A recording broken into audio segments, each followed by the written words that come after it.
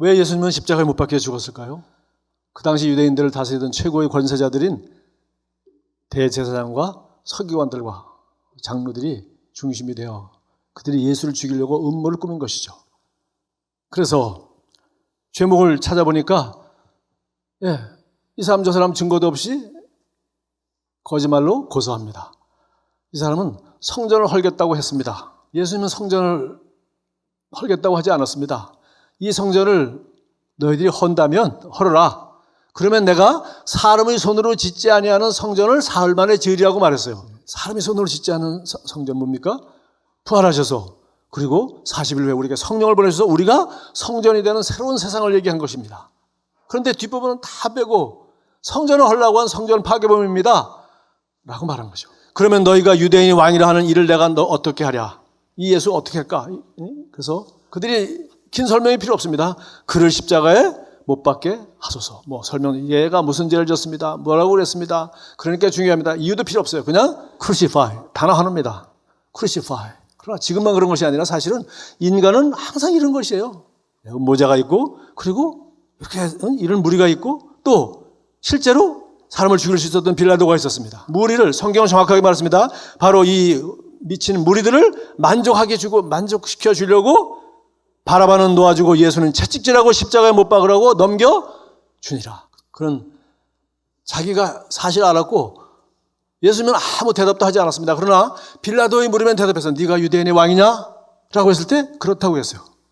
우리는 여기에 속할 필요가 전혀 없습니다. 왜냐하면 오늘 마가복음 15장은 여기서 끝나지 않고 바로 이런 무리에 속한 것이 아니라 예수님을 개인적으로 알고 개인적으로 사랑하고 개인적으로 믿었던 세 사람의 이야기를 기록하고 있기 때문이에요. 그 한 사람은 누구였습니까? 이 사람은 예수님을 사랑하지도 예수에 대해서 관심이 없던 사람이었겠죠. 이 사람은 본디오 빌라도로부터 명령을 받아서 사형 집행관이었습니다. 그가 부활하신 예수님을 만난 것도 아닙니다. 이런 성경도 모르고 성경도 없고 성경의 하나님도 믿지 않고 아무것도 믿지 않았던 이 사람은 마지막 죽어가면서 주여 저들의 죄를 용서하여 주시옵소서.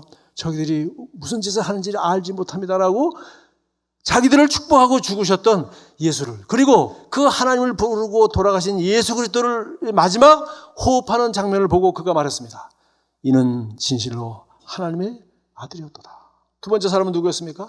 예수의 시신을 무덤에다 가져다 준 아리마대 요셉이라는 사람. 이 사람은 공회원이었다고 하니까 바로 이 음모에 가담했던 유대인들, 거기에 정확히는 안 나와있지만 그런 신분과 권세와 특권과 부와 영화를 누리던 사람이었습니다. 그는 마지막 순간까지 그 하나님의 나라에 대한 소망, 예수 그리스도가 메시아일 수 있다는 소망을 버리지 않았고 사실상 믿었는지 모르겠어요. 왜? 이 죽은 시체를 자기가 쓰려고 했던 돌판 무덤, 이거는 부자들 아니면 이런 돌석관에 들어가지 못하다고 합니다. 그래서 거기다가 예수의 시체를 묻었던 사람입니다. 멀리서 바라보는 여자들도 있었는데 그 중에 마각달라 마리아와 또 작은 야고보와 요새의 어머니 마리아와 또 살로메가 있었으니 이들은 예수께서 갈릴리에 계실 때 따르며 섬기던 자들이요 또 이외에 예수와 함께 예루살렘에서 올라온 여자들이 많이 있었다. 그런데 그들은 20명이 넘는 그 무리를 다 섬겼다고 되어 있는데 잘 나와 있어요. 바로 갈릴리에서 섬겼고 여기 예루살렘에서도 십자가를 질 줄은 몰랐지만 또 알았는지 모르지만 마지막까지 섬겼던 사람입니다. 그들은 아무 권세도 아무 타이틀도 없이 그냥 섬기는 자로, 오늘 성경 보니까 그들의 이름이 자세히 기록되어 있어요. 안식일이 지남에 막달라 16장 1절입니다. 막달라 마리아와 야고보의 어머니가 마리아와 또 살로메가 가서 예수께 바르기 위해 하여 향품을 사다 두었다가 안식 후 첫날 매우 일찍이 해 돋을 때 그 무덤으로 가며 서로 말하되 누가 우리를 위하여 무덤 문에서 돌을 굴려주리오. 걱정 마라. 돌을 굴릴 필요가 없게 되었습니다. 자, 우리는 여기서 끝나는, 십자가에 못 박힌 것으로 끝나는 것이 아니라 그 예수는 부활하셔서 우리에게 구원자가 되셨습니다. 십자가의 도가 멸망하는 자들에게는 미련한 것이요 멸망하는 자들입니다. 거짓에 속아서 이 예수를 알지 못하고 심지어 사형 집행관으로 왔던 백부장마저도 구원받았는데 그렇지 않습니까? 그런데 우리는 성경도 있고 성령도 있고 자유도 있고 예수 믿을 자유도 있고 모든 것이 다 있는데 우리가 속아서, 마귀에게 속아서 멸망받아서는 안 되겠죠. 그러나 십자가의 도가 멸망한 자들에게는 미련한 것이요 구원을 받는 우리에게는 하나님의 능력이라. 바울은 이 십자가의 복음을 뭐라고 했어요? 그냥 십자가 얘기하지 않고 예수는 우리가 범죄한 것 때문에 내줌이 되고 이것이 십자가 그까지가 아니라 우리를 의롭다 하기 위하여 살아나셨느냐. 그것까지 하는 거죠. 이것은 우리 모두가 걸어가야 할 선택의 길입니다. 예수님은 누가복음 9장에서 말했습니다.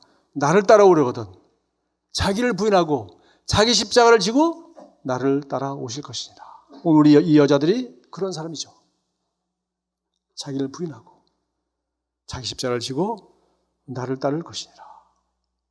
각 사람이 각자가 이 성경의 말씀 여러분의 삶 가운데 적용할 때 여러분이 어떤 뉴스를 들을 때 이 성경이 말하고 있고 성령께서 가르쳐요. 이것이 진실인지 이것이 거짓말인지 이것이 내 육신을 위한 것인지 오늘 이 새 무리처럼 이렇게 돌 던지는 것인지 아니면 백부장처럼 자기 눈으로 본 거 아리마데우스처럼 자기가 그동안 관찰하고 자기가 알고 있는 성경대로 마지막 이 여자들처럼 제자들도 버렸는데 버리지 않고 버리는 시체에 기름을 발라주기 위해 따라갔던 사람 그 사람에게 예수님은 나타나셨습니다.